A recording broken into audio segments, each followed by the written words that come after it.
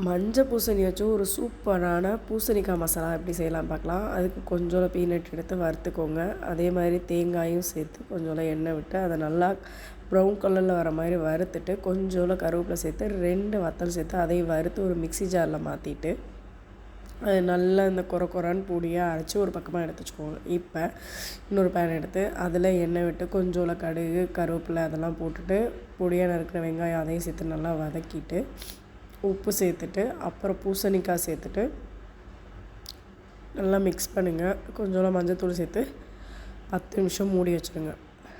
அவ்வளோதான், பூசணிக்காய் வெந்துச்சுங்க. இப்போ அடுத்து அதில் 1/2 டீஸ்பூன் சில்லி பவுட்ரு 1 டீஸ்பூன் மல்லி பவுடர் சேர்த்து நல்லா மிக்ஸ் பண்ணிக்கோங்க.